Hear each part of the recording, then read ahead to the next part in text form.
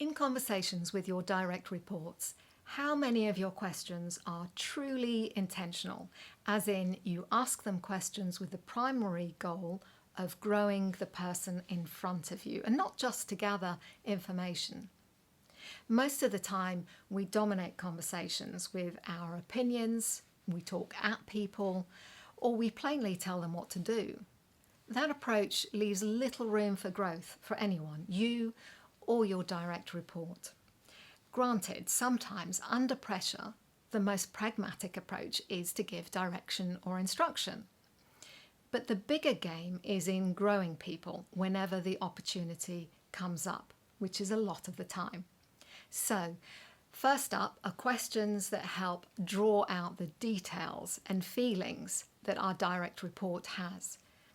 This is important because if this is a problem you're helping them solve, there's a high probability the solution is sitting right in that knot, in the details and their feelings, their attachment to an outcome. So you could try asking, what's coming up for you as you say that? Or, why do you do that? Nicely. Remember to watch your tone and timing here. This is a caring question, not an interrogation question. There is a difference and your tone matters. Then there are questions that probe more deeply and encourage us to elaborate as a way of gaining clarity. For most of us, what we first say or articulate isn't necessarily coherent or joined up thinking, and that is normal. So a series of questions that get us to elaborate are the best way to sort through the mess in our heads and the feelings in our hearts. A couple of questions to try here are, how is that significant? Or how is that affecting the team? And then how about challenging my assumptions and limiting beliefs?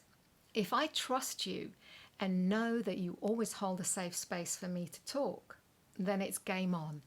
Guess what's sitting in here? Yep, all the things that are going to stop me from following through on something, including risks, insecurities and misunderstandings. There's a lot. Let's get it on the table so I can be clear that I know what I need to be sure about. Still with me? So what I mean is, what gaps do I need to fill and what information is missing that I need to make the right call? So try these. Why does this decision need to be made now? Great for challenging an assumption. Or how true is that? Said with much compassion, this can help challenge my limiting belief. As a leader who's helping your direct report to think about a situation and get clarity, you can help them work out what questions they should be asking and what questions they need to go away and find answers to. Proper answers, not more opinions and bad interpretations. So what questions do they need to ask to find the evidence and the hard facts? How about you ask them, how can you confirm that? Or what expectation do they have? All this creative thinking is generating a new awareness of themselves and within themselves at how they're viewing the situation. And then once our direct report can see their situation clearly and their trust in us is high, we can invite them to consider alternative explanations or possibilities and the consequences of those alternatives alongside their initial ideas. So try asking, what are you prepared to try to get that exploration going? And then how far can you take that idea so that they can begin to get familiar and comfortable with the possible outcomes? And guess what? We've helped them move the conversation forward. Also remember that if our conversation partner doesn't trust us or we don't have a deep emotional connection, we can't do this. We haven't earned their permission to go deep inside their head and their hearts. This is a very privileged position to be in because wonderful stuff happens here.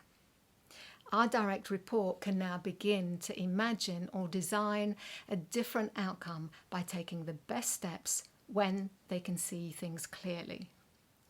There's no shortcut to getting all of this right. Less than 10% of leaders are good at it. It just takes practice. Sometimes words will fall out wrong. No big deal. Have another go at asking the question. It shows humility and good intention, and your direct report will appreciate you even more for it. Check out my other videos on conversation skills and questioning. This video is based on content in my CPD certified course for leaders who coach. If you'd like to learn more about it, visit betterconversations.co and check out the first link, Leaders Who Coach. And while you're there, why not sign up for my weekly newsletter, Better Conversations This Week?